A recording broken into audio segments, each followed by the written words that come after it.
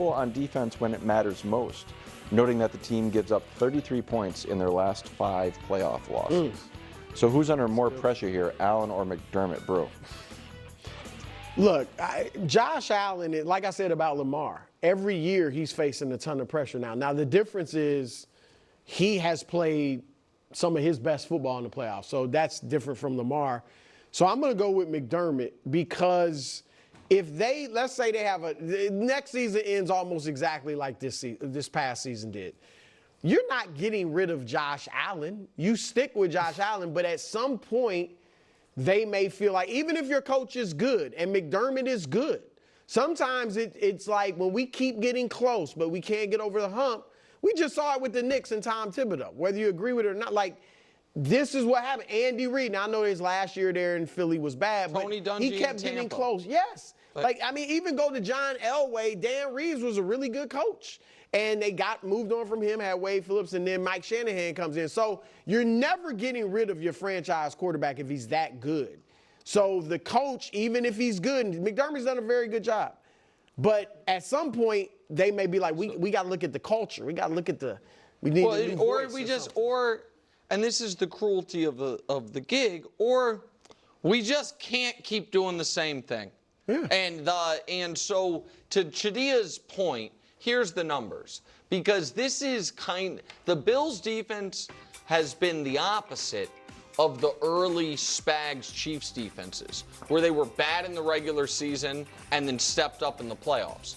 The Bills' defense is excellent every regular season, and then every playoff loss, they give up a 30-piece basically. 29 or 20 is a big number, and it's always against an elite quarterback. That's usually Patrick, but it was also Burrow once. And was it Lamar once as well? No, and that solves them to a degree. So like that's what it's been. And then there is, I've brought this stat up a number of times over the years. Scott Kazmir, it's kind of his stat. He's the only person I've ever seen like publicize it. But there is no coach-quarterback combo in the history of professional football that went on to win a Super Bowl together that did not win their first one together in their first 5 years. So every coach-quarterback combo ever that has won any Super Bowls together won at least one in their first 5 years. This is year 8 for Josh and McDermott and Lamar and Harbaugh. I was wondering why Harbaugh always Lamar and Harbaugh as well. I mean, we got to put in a little bit of context. That stat may be true, but you also look at the coach and quarterback that have won 3 Super Bowls in that realm, and that's the issue. That's the issue here. It's 4 out of the 5 games have been against Kansas City, so it's not necessarily solving the defensive problem. It's solving the defensive problem against the Kansas City Chiefs. No, it's not, because the Philadelphia Eagles proved that. So no, I understand you want to defend coaching because Mangini is indeed a coach, but no. I mean, it's just what are we saying here? I mean, when I first saw this, because as you guys know, it's like when I'm trying to set up clips and stuff, I can obviously see the bottom. Is how I know like what the heck they're going to be talking about in the first place. And I read more pressure on Allen or McDermott this year. I'm like, do I really need to make this clip? Like, what are they possibly going to say that's going to be? And then I was like, well, maybe Nick's going to say something negative about Josh Allen or something like that. And it's just like, and even then it's just like, I don't even have the energy or the interest to be like, what? That's crazy. You can't blame Josh. Because it's just like, been there, done that. Already done that a million times. And then now Nick just justified the takes that I've had now for years about the Buffalo Bills defense and the Kansas City Chiefs defense. How people are like, oh, it's too great. Because literally you have Chiefs fans who are being like, oh, the Chiefs had this ranked defense. It has been awful. And then it's like, but then in the playoffs, they held this team to like, X amount of points. Like they then are great. So then especially obviously in 23-24.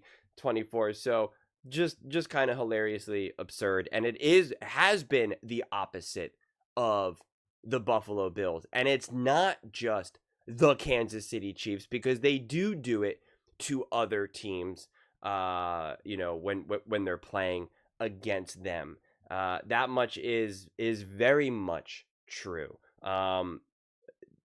the makes no mistake about it, like the Buffalo Bills had some luck thrown their way that the Baltimore Ravens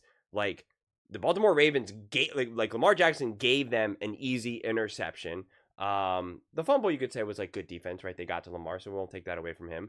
But the drop pass by Andrews, as well as the other drop and the other fumble, like there was plenty of other stuff where you're just like, oh man, like they're starting to kind of do what they want. Like that wasn't a master class by the Buffalo Bills offense by their defense by any stretch of the imagination at all. I mean, in 2023, the Chiefs hung 27 points on the Bills. Okay? Patrick Mahomes was comfortable that entire game. 17 for 23, 2 touchdowns, 9.3 yards per attempt, QBR of 91.5, 131.6 passer rating. Pacheco was just able to do, literally, if you remember that game, I mean, he got 6.5 yards per carry. Literally was just doing whatever he wanted. They rushed for 146 yards. I mean, everybody was eating here. Compare that to what the Ravens did. They only gave up 17 points. Forced Patrick Mahomes to throw the ball 39 times. The run game, they ran significantly more. Pacheco was held to 2.8 yards per attempt. Yards per carry, 89 rushing yards total. So, no. Not at all. And it's the same offense there. If the Buffalo Bills were able to show up defensively in that divisional round, they win the game. They did not show up. And Josh Allen doesn't turn the ball over in the playoffs, so no extra possessions there. I mean, the Chiefs scored 23 points. 23-14 against the Houston Texans. They scored 32 against the Bills. I mean, the Browns, the Chiefs versus Browns, divisional round, 22-17. The Chiefs scored. Look, Chiefs versus Browns in 2020. They scored 22 points against the Browns. Against the Buffalo Bills, they scored 38 points. Against the Buccaneers, obviously only 9. I mean, the Bengals held the Chiefs to 24 points in the AFC Championship game, including overtime. Including overtime for this game, obviously the famous game, gave up 42 points. To me, and this was the analysis by Sharp, Josh Allen, even in playoff losses, Allen has delivered more efficient performances than any other quarterback. Number 1 in EPA, number 2 in EPA per dropback. Of 18 other quarterbacks who are eligible for this. Patrick Mahomes in the playoff losses, he's been the worst. Number 15th in EPA per play, number 18th EPA per dropback. Okay, in Mahomes' 3 playoff losses, Mahomes has a 6-6 touchdown to interception ratio. Josh Allen, number 3 in touchdown to interception ratio. This is in the losses. 4.5. 4.5 to Mahomes' 1.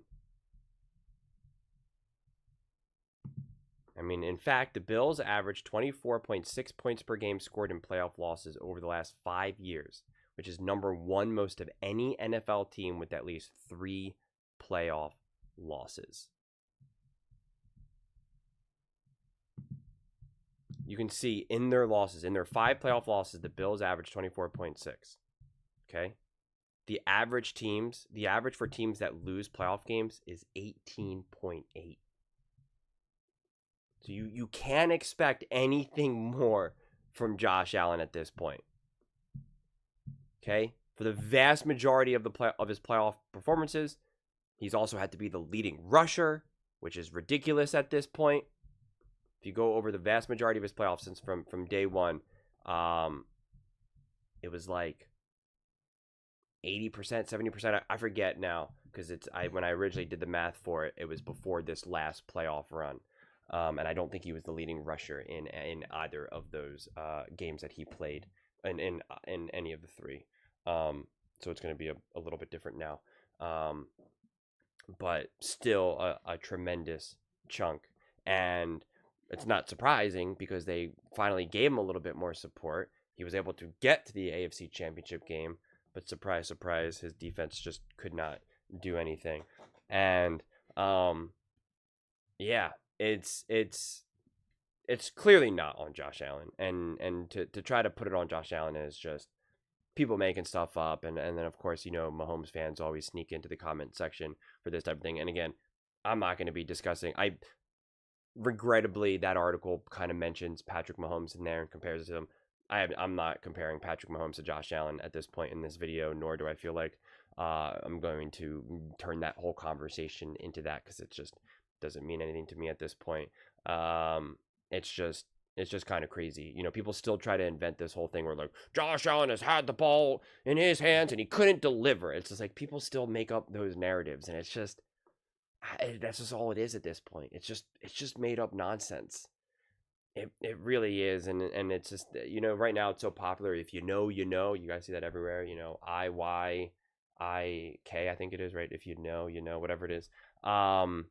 It's like it really is, man. To me, it's the definition of that with Josh Allen and the Bills. It's like if you know, man. If you don't, you don't. It's up to you. It's just no one in their right mind. And I really mean that by every sense of that phrase. Nobody in their right mind could watch the Buffalo Bills play and say Josh Allen is why they've come up short. I mean, so it's just, I was more interested in those debates and bringing the fire for those conversations. And at this point, we're entering August. We're talking about Josh Allen. It's just like, I'm just not going to do it. I've already made all those videos, all those back and forths, and it's just, it just is what it is at this point. So, but I just totally disagree with Mangini, and you can't just invent that it's like a Kansas City problem, because other teams are seemingly handling the Kansas City Chiefs better. The Texans, the Cleveland Browns, the Baltimore Ravens, the Philadelphia Eagles. Those matter. The Cincinnati Bengals. That matters. That matters. So this is a Buffalo Bills problem. This is a Buffalo Bills problem. 49ers, better defense against the Kansas City Chiefs. Just, it becomes inexcusable at this point. Becomes inexcusable. Those are just my thoughts. I'd absolutely love to hear yours. What do you guys all think about the Buffalo Bills? Where do you think more pressure is? Is it on Josh Allen or Sean McDermott? I guess that's the question. Let me know in the comments below. I read every single comment, so whether you agree with me or disagree with me, either way, let's get in some discussions. Let's get in some fights. But ultimately, let's just have some fun. And please do consider subscribing. We are building an amazing community here, and absolutely love to see you part of it. I want to build something that we all genuinely feel connected to. Something that we're really excited to be part of. I think we're on our way to doing it. And please don't forget to give this video a thumbs up, as it really does help the visibility and the algorithm. Thank you so much. See you next time.